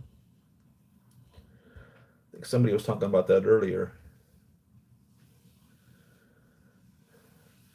So I guess that's about it. That's all I can think of. You know what I was going to think about doing as well, also? A couple of you have commented to me in regards to the amount of ads that are on the videos. And what I was thinking about doing was re-uploading all of my videos onto my Patreon account and making them ad-free. So if you become a Patreon supporter and you ever wanted to watch any of the videos, I'll have an ad-free version of it over on Patreon. And then, obviously the regular version that YouTube does with all the ads on it in that regard. And it works the same way, for Red YouTube Red subscribers as well. If you're a YouTube Red subscriber, you don't see any ads. So, from my understanding, YouTube Red subscribers don't see ads because we get paid from that. A portion of your YouTube Red subscriber money goes to the videos that you watch, just like as if you were watching video ads on the videos. But I was thinking about that last night because some people complained about the ads on the videos. But it's pennies anyhow that I get paid. So it's not like I'm getting paid for the videos running ads. It's pennies, cents per melee. 2 cents per 1,000 clicks. That's how that works. 2 cents per 1,000 videos ads watched or not skipped through or left running. 2 cents per 1,000 of them. It's a lot. It's a lot of ads that got to be played out to watch. So if it's all said and done, a video gets 10,000 views, which is a huge number in reality on my scope of things. If all 5,000 subscribers watched every one of my videos, that would be 5,000. So times 2 cents, that means I would get a dime for all 5,000 of my subscribers watching a video. Right?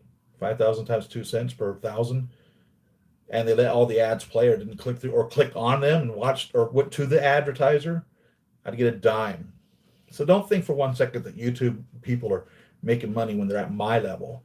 Obviously, when these guys are getting 100,000, 200,000, 500,000 subscribers, it's a different story. It's still 2 cents per mille, but now they're at 100,000. That's 1,000.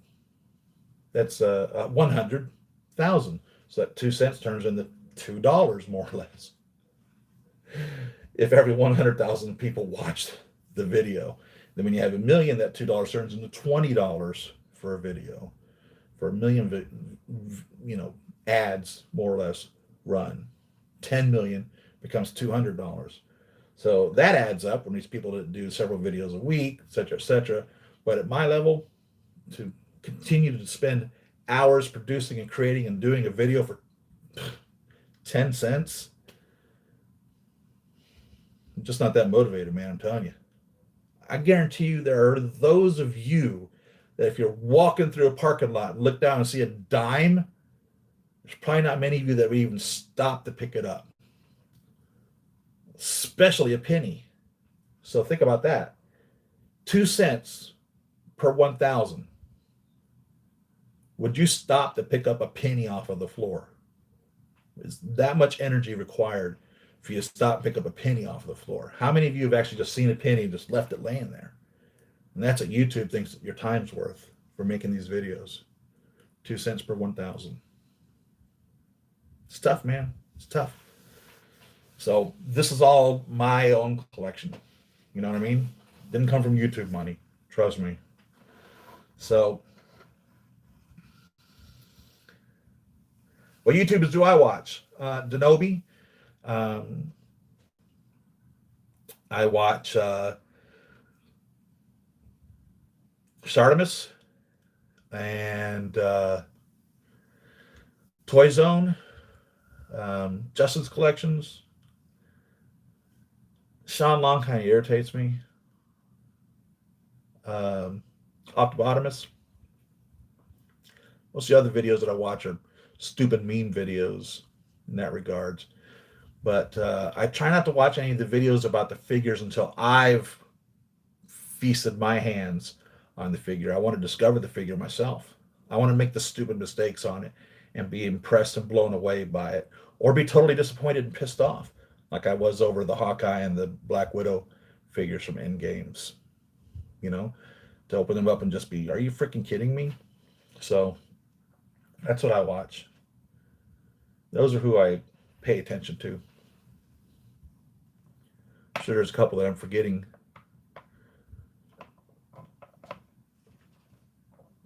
Love Denobi too. If I ever head out to where he is, I'll have to look him up. Crash his house.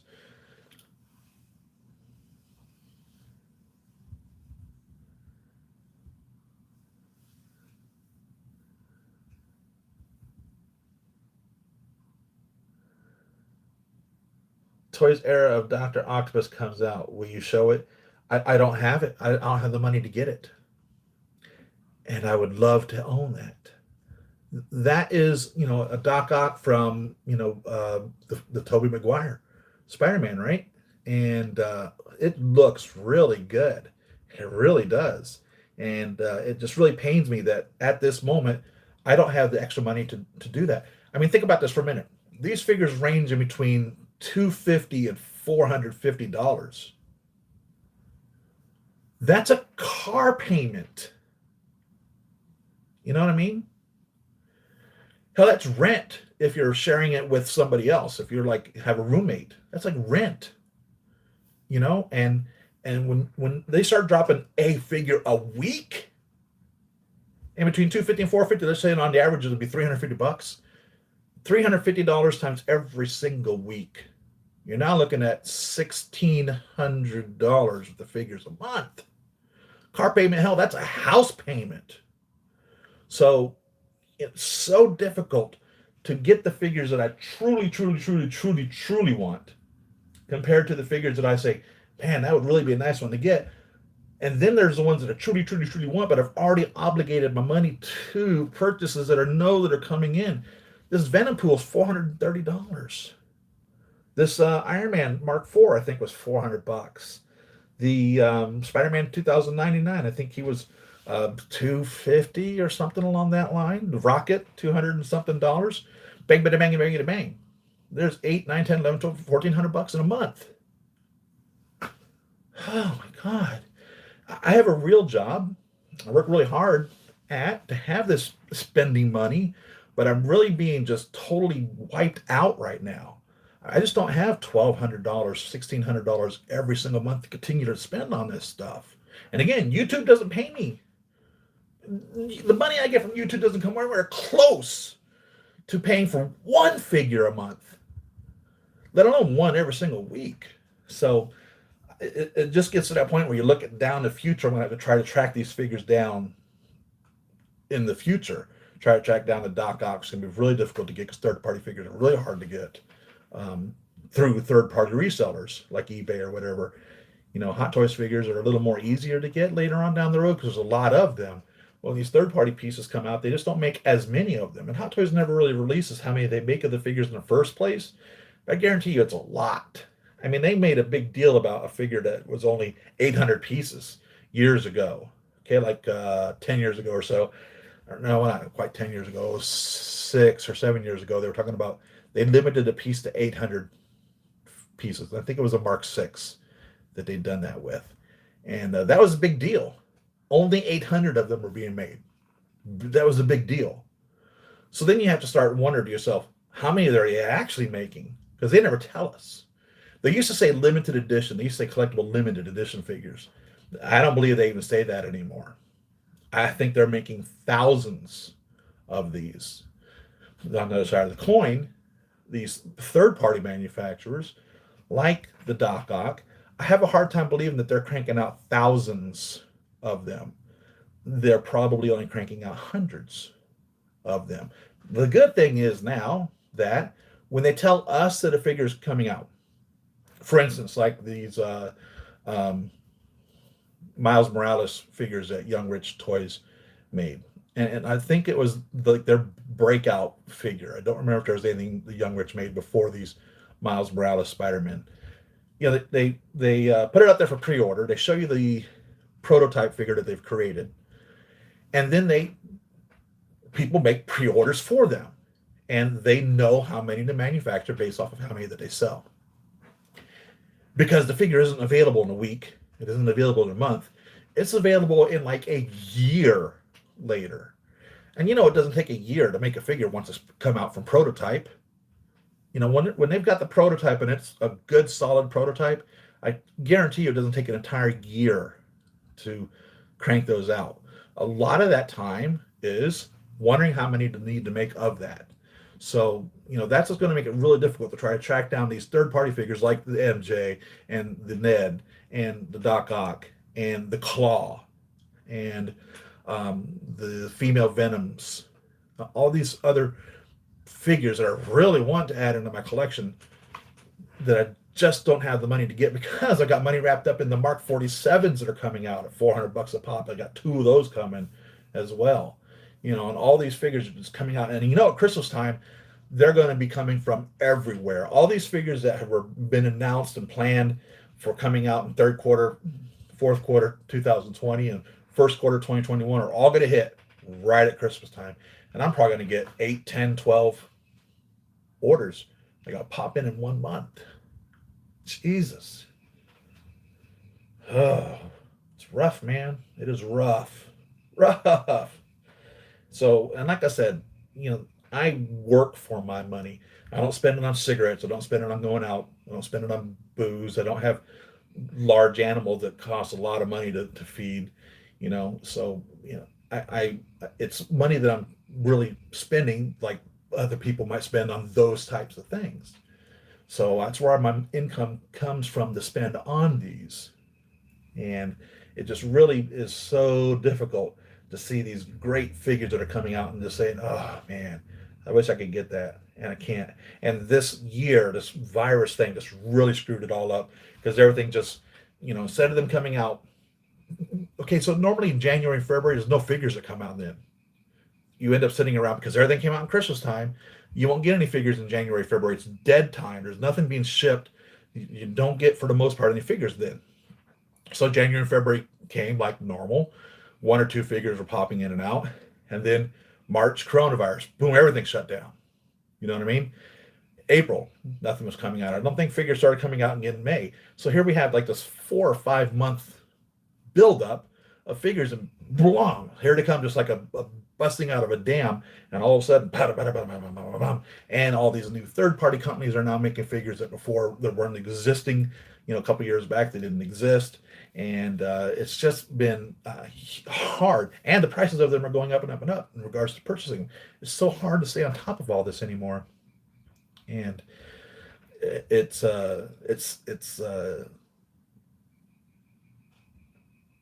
first world problems. You know what I mean? Sheesh. So no, unfortunately, I won't be getting Doc Ock, and I wish I had. I really wish. And the Claw, and the female Venoms, and the MJ, and the Ned, and it's just so. Ugh. So when a figure comes early, like I don't think Spider-Man Homecoming homemade suit was supposed to. It came a little earlier than it was supposed to. That makes it a little difficult also. So, and I hate selling my figures. I just sold my figures last year to pay some doctor bills when my wife went in the hospital when she died, and we had to pay some doctor's bills. And I had to sell some figures then. I really hated doing that. One of the ones I sold was my Mark 47. And I only sold it because it was such a good price on that. The other one I sold was my Mark 3 Secret Project. I think that's what it was called, or Gunmetal. I think it was Secret Project. I sold that, and I really hated selling that one also. Loved that figure. And I sold that because it had a good price on it. And I sold Hella because as well, she had a good price on her. And selling those figures gave me the few $1,000s that I needed to pay the doctor's bills that I had accumulated from my wife being in the hospital. So that's the only time I've ever really sold figures. For the most part, I don't really sell my figures. I would hate to have to sell my figures. Some of you guys only hold on to a figure and you'll sell it in a year or two to keep your collection at a certain level. Keep your Avengers where you just have one representation of an Avenger, and that's fine. And I guess I don't have the discipline to do that. I end up wanting them all. Like here, we got 3 Lady Deaths. They made 2 versions of her. We got the 3 Vampirellas. I think they made 5 versions now of Vampirella. I think I skipped one of them. There's a Caroline Monroe figure, and I think there's another one that's coming. I don't remember. These are Fison TV League's executive. What's it called? Executive something, or those Star Lords, multiple Star Lords, multiple Yondus. It's like Thanos. I've skipped this last Thanos because I've got 1, 2, 3 Thanos, and now I'm sitting there thinking, man, I should have got that battle damage Thanos. It's a $400 figure, another $400 figure. It adds up, man.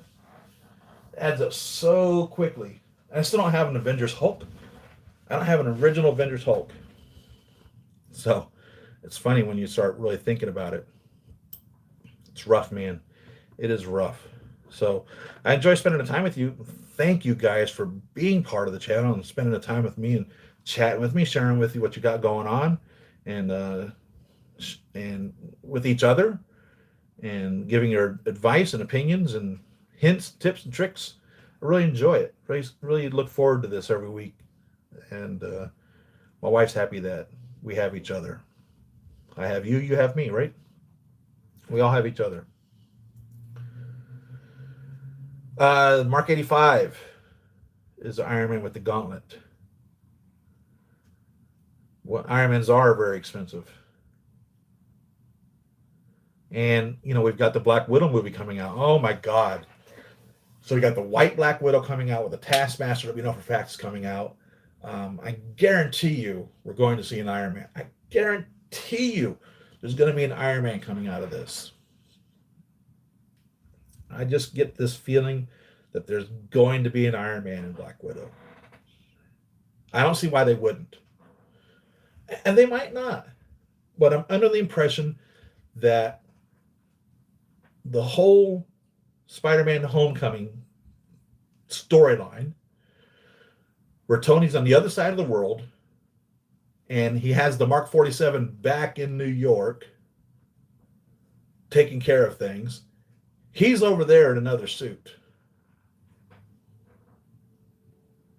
I really guarantee you that's what's going on. And I guarantee you he's on the other side of the world because he's over there with Black Widow doing whatever it is that they're doing over there. I guarantee you that's what's going on. I might be totally wrong, though. That's what I think is happening. And I think we're going to get another Iron Man with that. I think it's going to be the 48 or 49. Because I still stand to my guns that the 0049 rescue suit is not the Mark 49 Iron Man suit. It's the 0049 Pepper suit. It's the rescue suit, the 49th iteration of a suit made for Pepper Potts, not the 49th Iron Man suit. 100% stand behind that opinion. I don't give a damn what anybody says. That is not a Mark 49 Iron Man suit. Period. When he makes a suit for somebody else, he gives it a different name. War Machine has 3 digits in his: 001, 002, 003. Iron Man's have 2 digits. We see the first 7 have Roman numerals on them in the Hall of Armor, in the garage. They use the Roman numerals. But we see in the Mark 42, it says MK42 on the forearm. When he's sitting on the couch, Pepper walks into the house. The suit's sitting on the couch in the living room. She goes, oh, so we're wearing them around the house? And she goes, what is that? Number 15 or 17 or something? I forget what she says. And you see him. He lifts up his arm and looks at it. It says MK42, 2 digits. And it's the Arabic numbers, 42, not Roman numerals. And he goes, yeah, something like that. And I think the Mark 15 has 15 on it. So, he definitely uses just those 2 numbers. He doesn't use the Roman numerals on all the other suits. We've seen it on, I think it's the 15 and the 42. We've seen it in the Arabic numbers. So his are 2 numbers. War Machine's 3 numbers. That explains why there's 4 numbers on Pepper Potts' suit. So that's my opinion on that.